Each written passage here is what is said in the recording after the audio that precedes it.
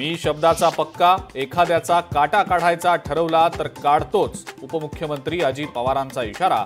एखाद्याला पाडायचं तर पाडतोच, असाही कारखान्याच्या सभेत सज्जड दम.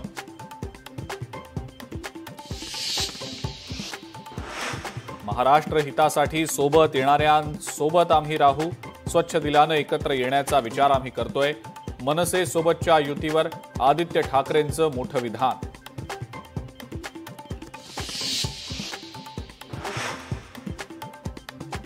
भारत सरकार जगाला सांगणार ऑपरेशन सिंदूरचं सत्य.